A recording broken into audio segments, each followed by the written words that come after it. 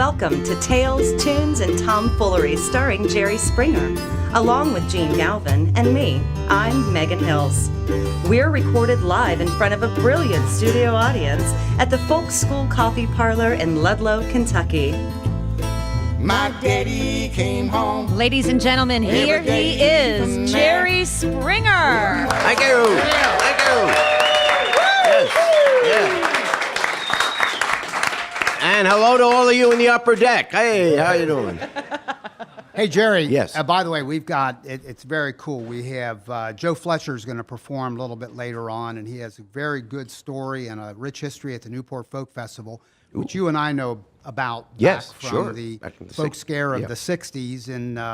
And also, Jerry is going to talk about the Donald Trump drumbeat of late, whining about the delegate selection process. We're looking forward to that. Yeah, he's got a whine. He's whining, and did I ever tell you what my wife's favorite wine is? Oh, my God. No. I want to go to Miami. Oh, my God. We're not even 2 minutes in.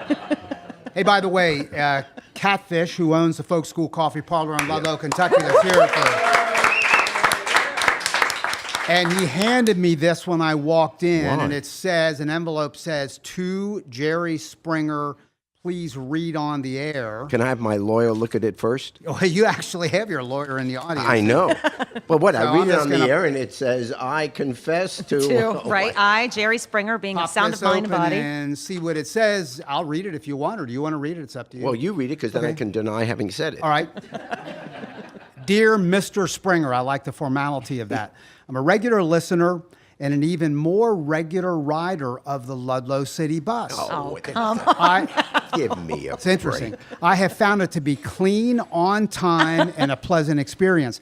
Mr. Galvin's advertisements are the reason I ride. Please, listen to this. Please compliment him and consider giving him a raise for his outstanding work. Yes. And it's signed by a listener. Yes. Does it say what drug he's on? Right. Or how much Gene paid him. Bonnie Galvin. What? Got your wife to read. Oh, this is how low Solo. you go. Using your wife to try to get a little more money for your retirement with dignity. Retire with dignified retirement. Megan, Yes. can we ask you a question, Megan, about your online dating experiences? Because Well, they have why been not? rich stories. And I think Jerry and I, your two crazy uncles, we beseech you, first of all, do not use Tinder. Will you make a pledge to us you will not use Tinder? I vow to Okay. never use Tinder. And, Yes. and Tinder's a thing where you just put a picture on. Correct. That's the one you just flip through. And Yeah. flip through. And the only thing, You really see. I mean, you can person get like sees a is the few picture. words. Yeah. You get like a little. and then bit you of, decide just based on the picture. Absolutely. Yeah. See, that's so shallow, It is, and you should and not do that. So I correct, appreciate correct. Christian Mingle's okay. J-Date, Christian Mingle, Farmers Only. What was it? J-Date. Is Yeah. that like Jewish Jewish date? date, Yeah. Is that what it is? Yeah. What's wrong with it? How do you think I met Zelda Finkel? No, it's okay. It's okay. Yes, but no Tinder. I can promise. Jerry probably, if he wasn't married, would be doing that one, I'mSoLonely.com. I think he'd probably be doing that. That's a good one. Yeah. I used to do J-Date. I mean, back in, God, in the 60s. I mean, really, I guess I was in college. We'd come home, for the summer, and Milton and I would go to, Milton. Oh, of course, his name was Milton. yeah, and we would go to the Friday night dances. How'd that work out And you for get you? to meet all these Jewish girls, and Yeah. every week, without exception, Milton and I would go home alone. I believe every word of that. At least Which you is had really each other. sad, because every Jewish mother is telling their daughter, find somebody. Find a nice Jewish And I was boy. going to law school, so Right. wouldn't you think that's, and what Jewish mother doesn't want their kid to marry a doctor or a lawyer? And we've got Jerry right Still here. He's right. nobody. He's such a nice boy. Nobody. Nobody makes except, me think of my except cousin, Zelda. Yeah, my tell cousin me. Mike. And I mentioned my cousin Mike was in a hate monastery, Megan, I hate Mike. for 30 years. And we talked about it in another episode. Won't go back to that. But I was talking, he was at a monastery in Kentucky, and I was talking to Mike the other day. We had a beer, and he said, he was telling me the good and the bad about monastery life, having been there so long.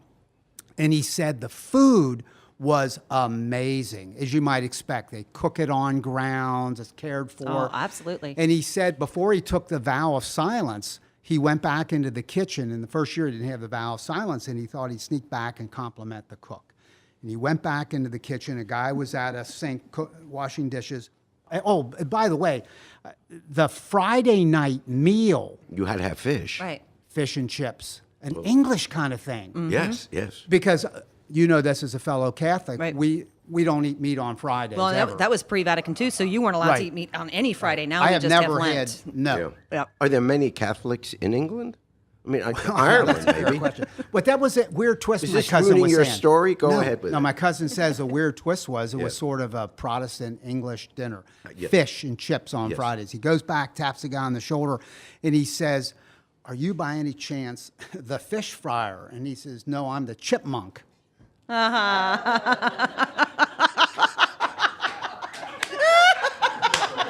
Oh, you laugh at that. That one? Yes. See what I'm saying? Yeah, I see what you're saying. I gotta meet you. Is your cousin Mike still around? I mean, Yeah. Yeah. He lives in the greater Cincinnati. oh, he's area, not. but- Is he a priest or a brother? Oh no.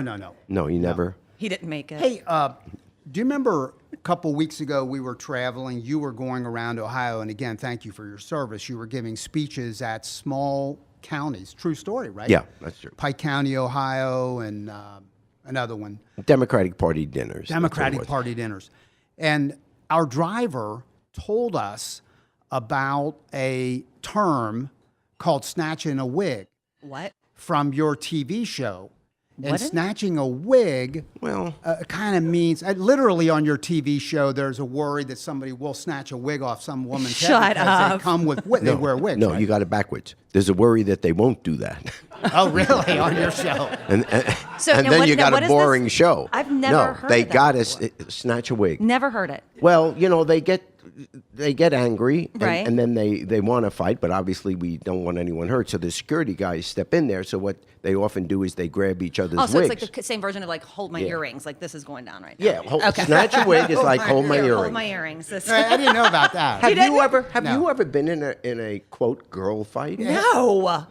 Come on, Megan, you're talking to me. No, I have not. I Not have. like I have in been. high school or I have been something? punched by a girl, but it was not Oh. a girl fight because I did not fight back. Didn't fight I back. fell like a sack But of potatoes. Are you given that answer because you have a day job with a big company in the right. greater Cincinnati No, area? Or you actually That have is not? true. This is legit. No, I have been punched. I was punched by a young lady named Star. Star yeah. jacked you one time, yeah. Yeah, Star had it out for me. So, and she won. I backed down pretty quick. But This is true, and this is not a joke. I'm 72 years old.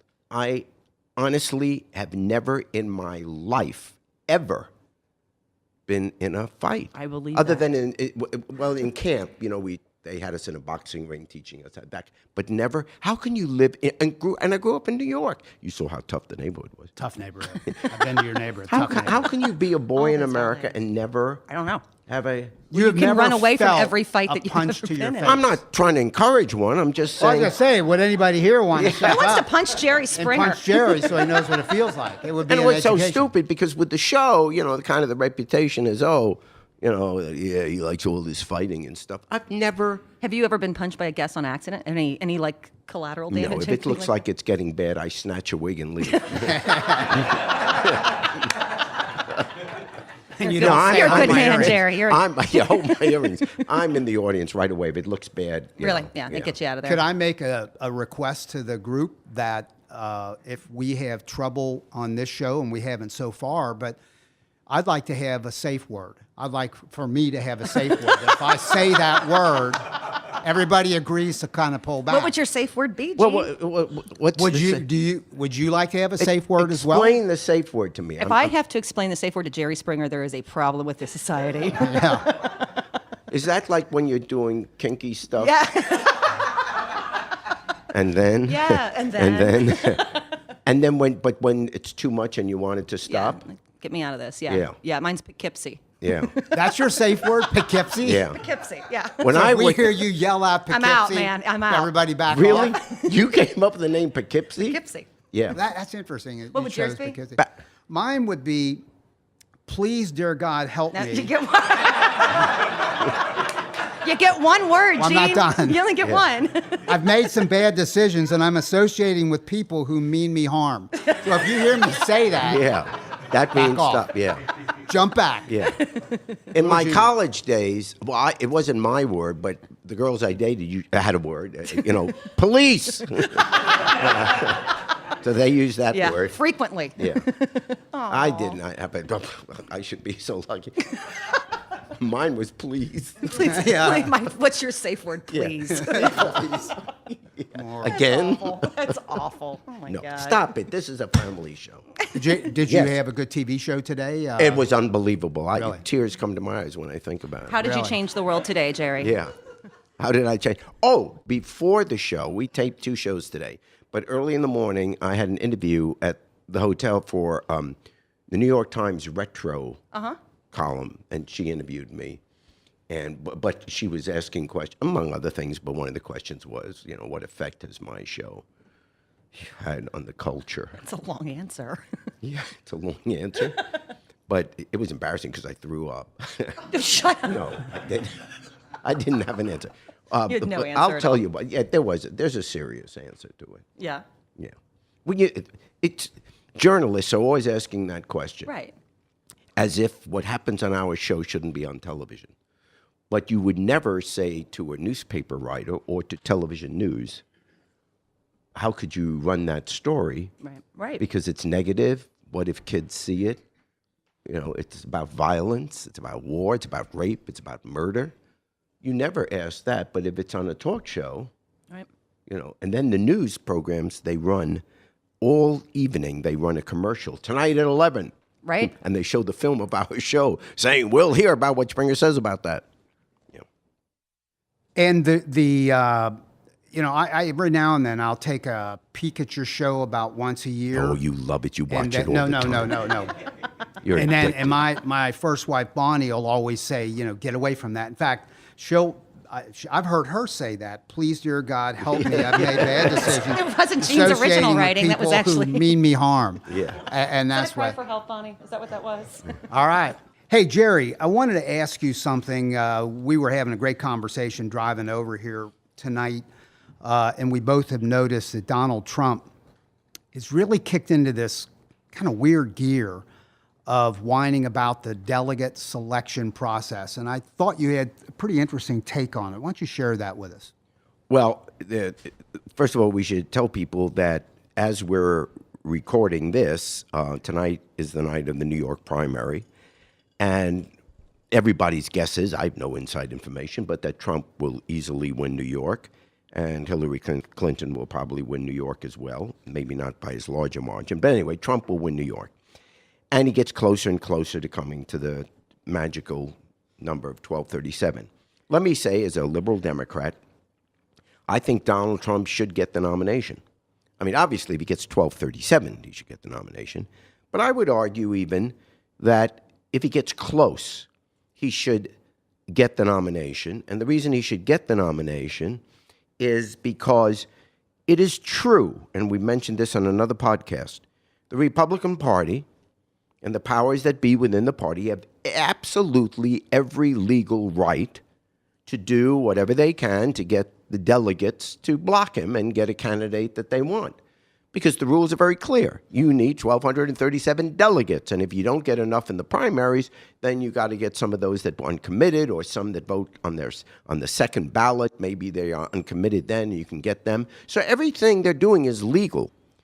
But it's kind of like if you have an insurance policy, and all of a sudden you have to use it, and then over the phone they tell you, well, did you read the fine print there? And of course, the insurance company may be legally right, because you didn't read the fine print. Well, that's kind of the distrust we have in our political system. Now, Lord knows I don't want Donald Trump to be president of the United States. But I'm saying if we're going to have this system and we're trying to encourage people to participate in it, to feel that they have a voice in it, if he overwhelmingly has more delegates than either of the other or any of the other candidates that started out in this, I find it really pretty hard to come up with a moral judgment as to why he didn't earn the nomination. The Republican Party, from its own point of view, is crazy if they deny him because I mean, it's great for us Democrats. The Trump people will walk, and it'll be the easiest election we ever had. So he deserves to be nominated. Having said that, what is happening now with his whining and his inability, delegates are going the other way. Even in states that he won big, the delegates aren't committed there. And Cruz is getting these delegates, Wyoming, Colorado, whatever. So he doesn't know what he's doing. He's getting trounced in this delegate hunt. And so this is all the evidence anyone should ever need to tell you that even if you liked Trump's views, God forbid, but even if you like what he said, he is absolutely incompetent to be president of the United States. If you aren't smart enough to figure out what the delegate rules are in 50 states and know what you have to do to get them to be solid with you on the second ballot if necessary, if you can't figure that out, how is he going to figure out the fine print in a deal with Iran? How is he going to figure out the fine print in a trade deal with China? How is he going to figure out anything with health insurance? The guy has no idea. Let's say he's the nicest person in the world. Let's say he's a great real estate agent. Wonderful. Be a real estate agent. Own property. But he has no concept of the intricacies of government, of politics, of persuading people. He has no idea how to make a deal. How is he going to make a deal with Putin if he can't make a deal to get a delegate in Wyoming to support him? It's just unbelievable. We have never had a candidate running for office that had a chance of actually getting the nomination that didn't have a clue how you go about it. And we're saying, oh, this guy could be president. Like, it shows an absolute disrespect for the United States of America. That is Trump's greatest crime, that he so disrespects our country that he can think with absolutely no training, no background, that he can think that he could be president of the United States and lead the free world. If you think that he thinks that this is just a little game and it's a game show and this is funny, oh, gee, I could be president, it's horrible. One other quick thing. Jene, you and I have been at Democratic conventions, and I'm sure it's the same in the Republican convention. It's hard to describe it, but when you're there on the convention floor, you are in an isolated world.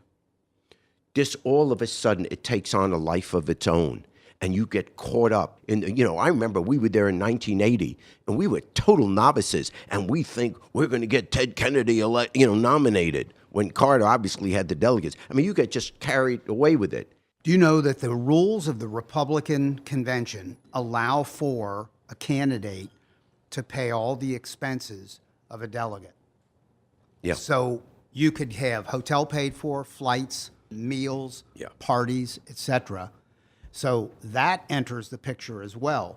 It's a quasi bribery. It's not, they're resisting when this is getting brought up. It's not really a corrupt system, but the fact of the matter is that those expenses can be paid. Yeah. You know, and I know, because you and I have been delegates to multiple conventions, and we know from that experience, delegates are zealots. You mentioned 1980 when we both went for Ted Kennedy. Kennedy. They knew you weren't normal. There was nobody that was going to peel me off to become a delegate for Carter, and they tried. I remember one day, I'm out in my woods where this house was that we lived at the time, and I was cutting wood with a chainsaw. And my wife came out and said, "You have a call from one of the Kennedys." And I went in and took the call, and it was, I don't remember which one of them, but it was a member of the Kennedy family calling to make sure that I remain loyal to Ted Kennedy. This is what goes on. Nobody's going to get peeled off. Anybody that's sitting around thinking, oh, well, when the time comes, there will be calmer minds that will kind of take control of this process. Yeah, but That's they're not BS. the ones. Okay, the only exception I would say to that is you're right. The people that are going there that are really for Trump will really be for Trump. Right. But there are also delegates. Well, I'll give you a perfect example. In 1980, the Democratic Party wanted me at the convention. And so I went as a delegate for Edwards. I wasn't really. Were you a super delegate? Yeah, or I you was were a super. So they made me a super delegate for Edwards, so I could be at the convention. Yeah, and you weren't really for him. It was no, way but to get in. carry on. This was excuse me, not 1980, 2004. Right, I'm losing my mind. 2000 and you wanted to go to the parties, basically. I remember. Yeah. that. You wanted to go to the parties. So I'm at I the wanna be invited. well, actually, what it was in Cleveland. The party there gave me the seat because at the time we were thinking of running for governor. So the truth was, we wanted to go to the Democratic convention to do some politicking in case I decided to run for governor. Right. And so there were political reasons for going. And they said, we got a slot for you. You could be in, because based on the primary that already happened, Edwards was entitled to a certain number of delegates. So what they do is they take party officials, party contributors, and that's what you do.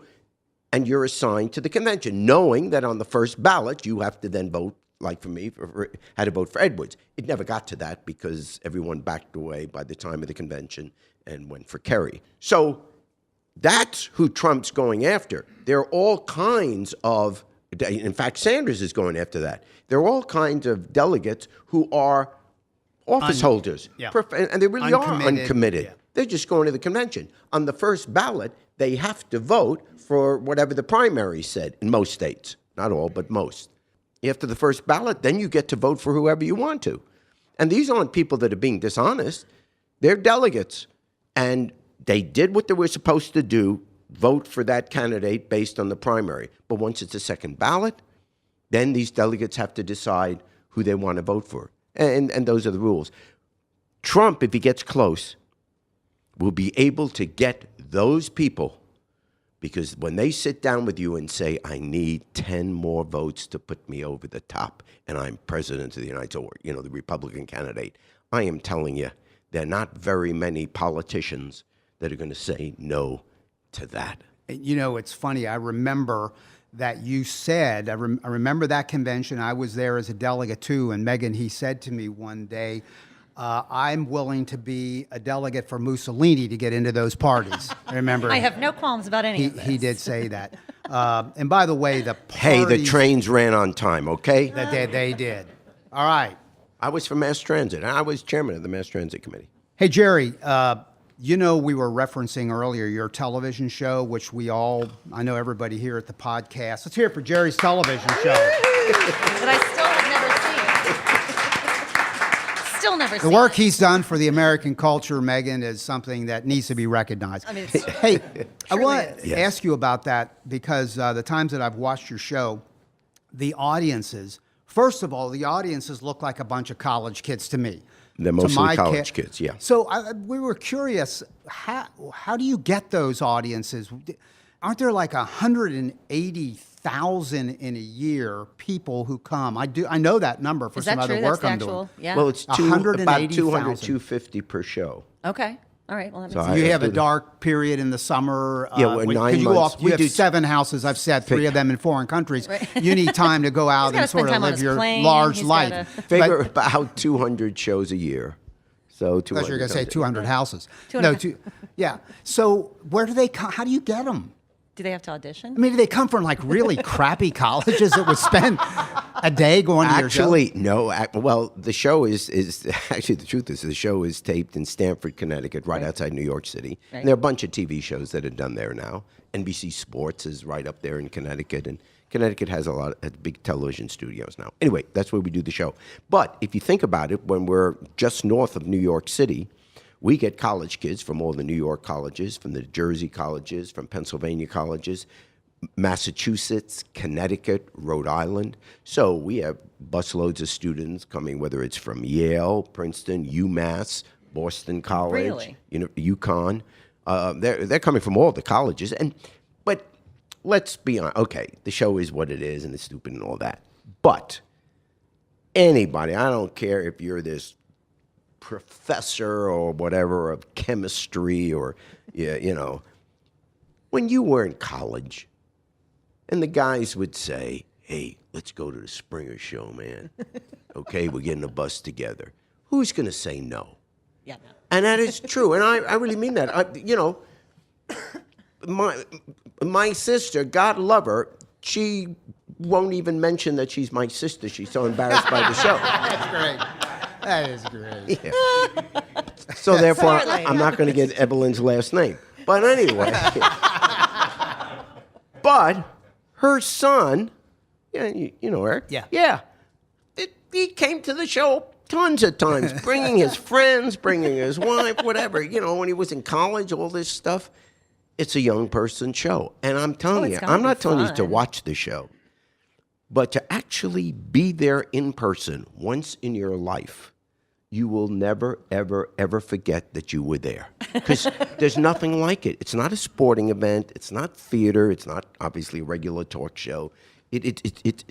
It's a circus. It's kind of a mix of a sporting event and theater and a Yeah, talk show. yeah. You know what? It's interesting. But it's as all you're college kids, describing you're that. right. That's really cool. You're describing it, and I'm thinking, I remember the day my mom sat down with me and said, Gene, the day must come that you have to sit down on a bench somewhere at Piazza di Spagna in Rome, Yes. the Spanish Steps. And Yes, you're I've been telling there. me that you think a parent should say, you've got to go just one one time time in your to the Jerry Springer show. Oh, yeah. My father, my father had one major sit down with me. Yep. And, you know, he said, Gerald, run away from home. No. But other than that, no. You know Other what? Jerry than was that, 7. No, I'm sorry. And Jerry, you know what That was the only talk he ever had. But no, other than that. You know what my dad said to me one time? Dad would have loved the show. My mom would have said, Gerald. But my dad would have been back in the bedroom going, yes. Yes. You know, I remember my father sat me down and said, Gene, don't ever try to eat anything bigger than your head. I remember that's one thing he said. But I wanted to ask you this, too. Because My dad told me never to work with Jerry Springer, but turns out it didn't work. Megan, did you ever think of going to the Jerry's? Can you relate to what he's talking about if you put yourself back in college? Oh, we were pretty far away, so we weren't doing. You know, I was at University of Kentucky, Yeah. so that would have been a little unfeasible for us at the time. But if somebody said it, heck yeah, in a heartbeat, that would have been a blast. It's a college fraternity party. I mean, the Yeah. truth is, Did the you- show is a college fraternity party. And It's the aren't same there intellect. buses that will go to the center part of major campuses that I guess do you guys send the buses they will down? book it. Yeah, we'll send a bus, and they fill the bus up, and In the and it like at comes. the Oh, yeah. the square, Yeah. and then they Some kids on motor off. campus will get, and then So they'll give does us the your names, show- and then they come. Man, this is a liability question, but I'm dying to know. Do they Most things do they with him ice a are. keg on there or something too on the bus? Or Well, Giving out shots. What's going on Yeah, over there, what's going Mr. on? Springer? I don't know where they get their drinks, but some of the kids are coming, particularly the third show on Monday evening. third shift is pretty. When those It's kids a come little in for the boozy third in day- there, is it? Oh, I know it's boozy because they're laughing at my jokes. Well, that is the first sign. Boy, it makes me think of college. And you went to, I don't know if you know this, Jerry, but you went to Tulane University and down in New Orleans. And Jerry always used to say, he always want to say New Orleans, but Megan, No. it's New Orleans. Narland. Nolan. Yeah. Hey, no, what was it like for a college kid, leaving New York City, Queens, New York, going down to Bourbon Street? I mean, did you hang out? What was the dating scene like in New Orleans in 1965? This is true, and there are no jokes here. This is an honest, and I'm not proud. We've established that. I had never been away from home, except summer camp. Yeah. That's right. But other than summer camp, I'd never been away from home, and I certainly had never been on an airplane. This was 1961. Okay, I graduated high school. It's now September 5th of 1961. I get on a plane in New York, a propeller plane. It lands in Atlanta. It still does. The planes all land in Atlanta. But to get to New Orleans, you had to change planes in Atlanta. It was, by the way, the first experience I ever had with white water fountains and Negro water fountains, Really? as I said. Yeah. I mean, there was a line at the white one. I didn't even see the names, and there was no lines at the other one, so I went to that one, and the guy grabbed the back of my shirt and pulled me away. He says, "Hey, what are you doing?" Yeah. No kidding. Yeah, two-story. So anyway, I get on the plane, land in New Orleans. Now, back then, when you landed, they didn't have the, you didn't go straight into the airport. You walk down the steps and you're on the tarmac. Mm-hmm. So at the bottom of the steps, when you get off the plane, are these guys from the 25 fraternities at Tulane. All these guys. Because we had rush week. Oh, yeah. 10 days of rush week before the first day of class. They still do that. Oh, yeah. Well, I didn't tell my parents that. I didn't even know about I didn't know what I would do. So they grab your bags. The guys, come on, we'll take you to the dorm. They check you in. And then every night, 9 nights in a row, because the 10th night is when they give the bids, 9 nights in a row, a different fraternity, you'd be going to a fraternity party. And when the party was over, then they put you on a bus and we all went down to Bourbon Street. I got an education. I bet you did. I couldn't believe it. And I was afraid. Well, I was a virgin. So I was afraid to tell my parents what I was doing. Yeah. So I kept telling my mother, oh, class today, oh, yeah, we went over. And, it's sad because, obviously my parents have passed away in the meantime. I never did find out if they knew.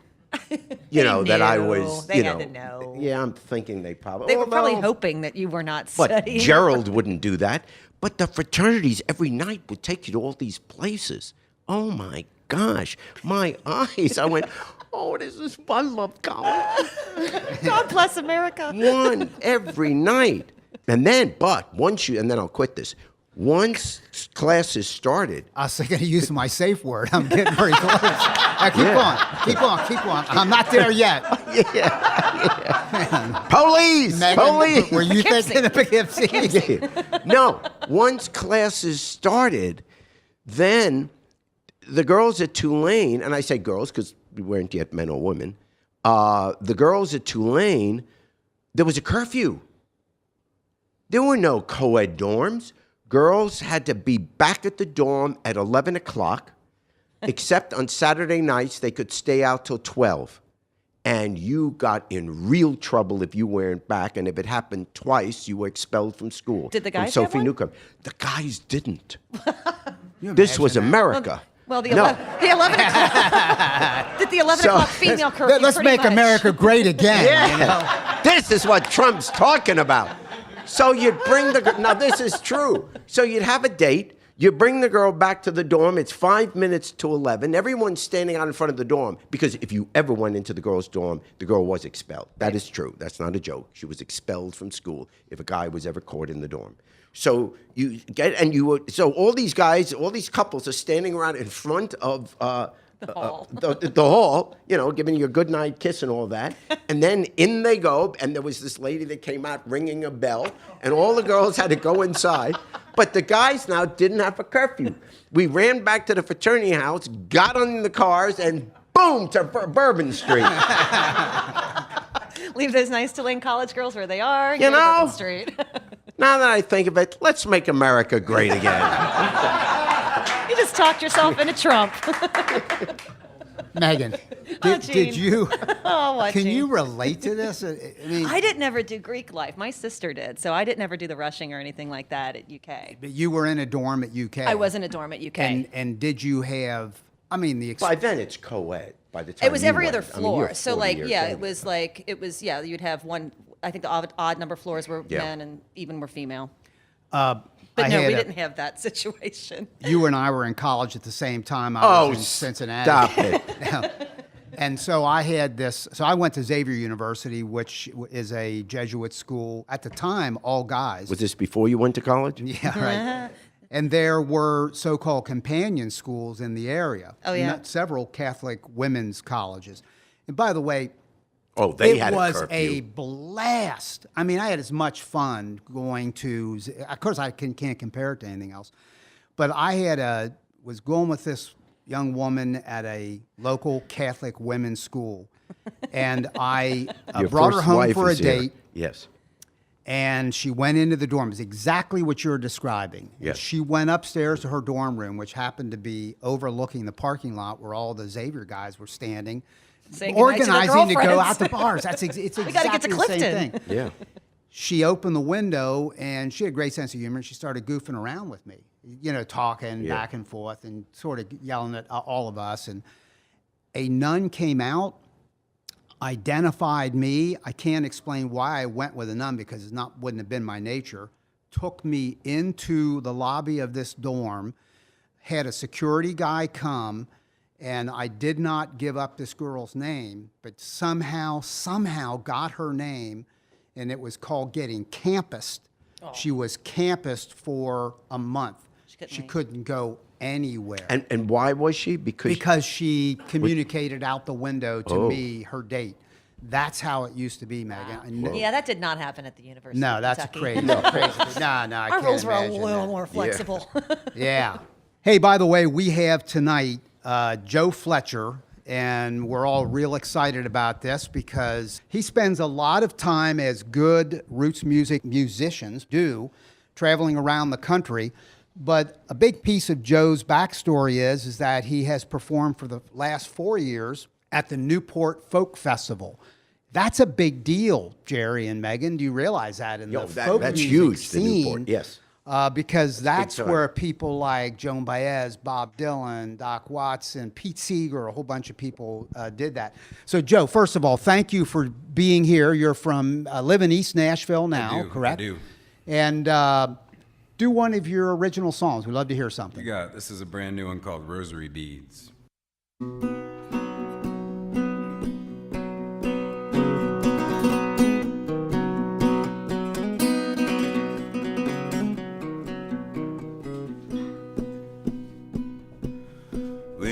Coffee is free here at the Grand Hotel, but you must go through the casino to get it. And if you don't play, your cards are out of song. By lunch you may be stuck washing dishes, and it won't be long before you notice on your cigarette break by the river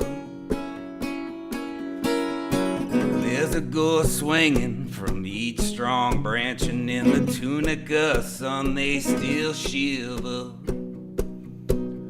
And you know you'll be working for Mary. She grew up from a girl on these floors, and they've wrinkled it down to a bulldog who spot a mark a mile from the door.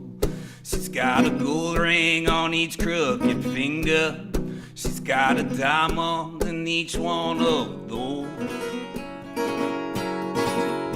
Sure, girls wonder if they're real or not, but it's really only Mary who knows.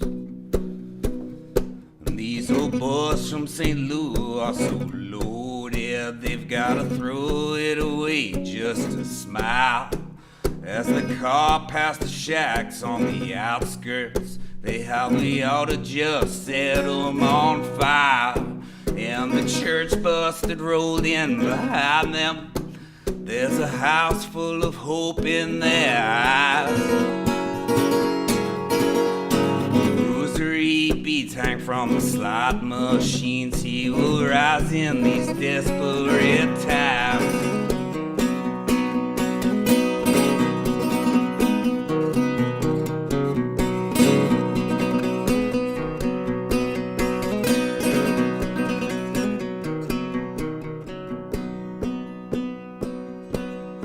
I'm the man from the banks at the bar now. He's got a flock full of notes in his case. He built a log cabin of cocktail swords, and with each sip it balefully shakes.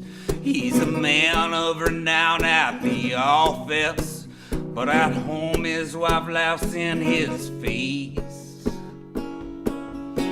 He was out riding bikes with his daughter last night. He wondered how he wound up in this race. Mary ain't seen the sunlight since Monday, and her Aunt Emma's watch up and died. There's a line formed around the Red Road buffet, so it must be about 4:45. And on the split screen the chief is surrounded There's a thief lying still out on Vine. It's all aces and eights underneath every plate. He will rise in these desperate times. He will rise in these desperate times. He will rise in these desperate times.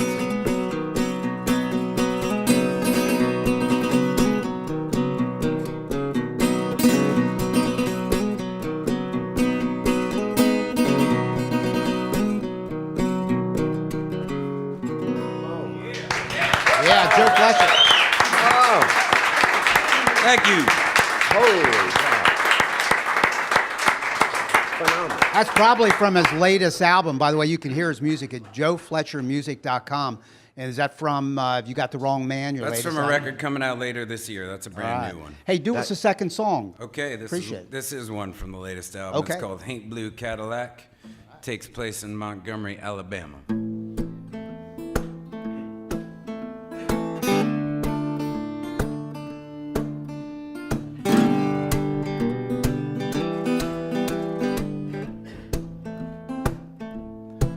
Last night I walked in the Hank Williams Museum and sat by the Cadillac until I started to see him. Hank took off his hat and got down on one knee and said, "Let's walk on over to the mausoleum." I found him out on the Commerce Street and on East Jefferson. We stopped for something to eat, and after 2 more blocks he said, "I sure am beat. Let's get into this tavern and rest our feet."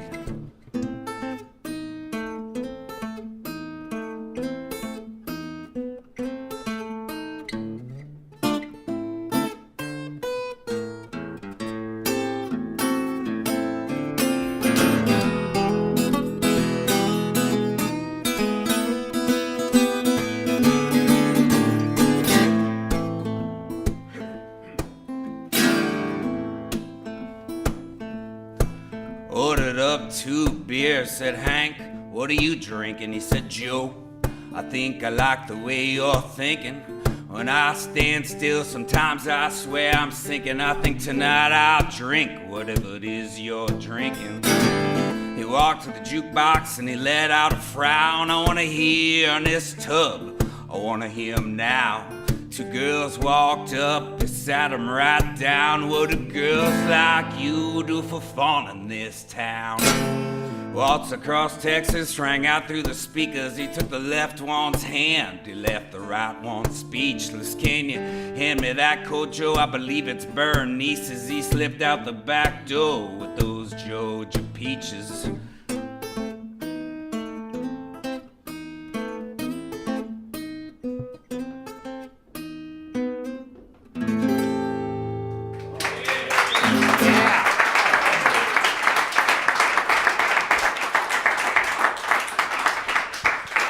Joe Fletcher. Hey, Joe, tell us a little bit about the experience of performing at the Newport. You perform a lot of places all over the country, but as we said, the Newport Folk Festival has such a rich history. How's it feel that to was you? the best one.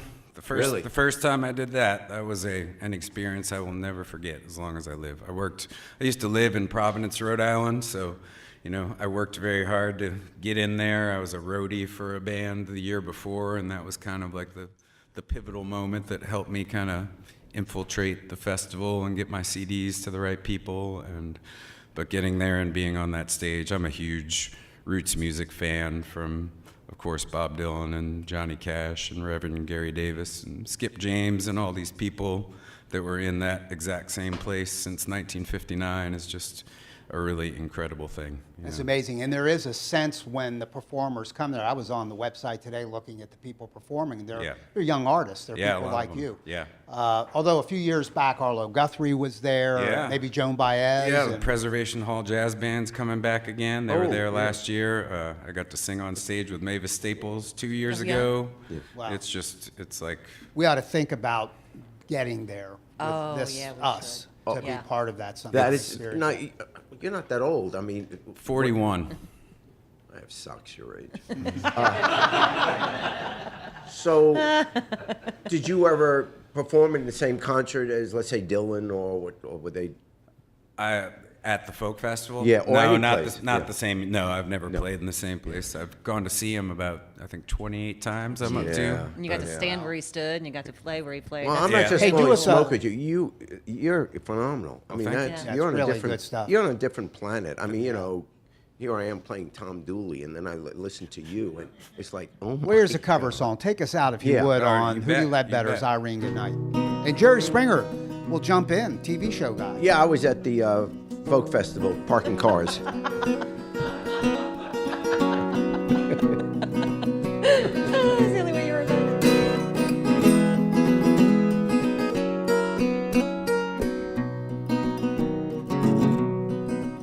Last Saturday night I got married. Me and my wife settled down. Now me and my wife have parted. I'm gonna take a little stroll downtown. Irene, good night. Irene, good night. Good night, Irene. Good night, Irene. I see you in my dreams. Sometimes I live in the country, and sometimes I live in town. Sometimes I take a great notion to jump in the river and drown. You've been listening to Tales, Tunes, and Tomfoolery, recorded live at the Folk School Coffee Parlor in Ludlow, Kentucky. Thanks to Patrick Kennedy for writing our opening song, and to you for listening. Check out our website at jerryspringer.com. My dreams.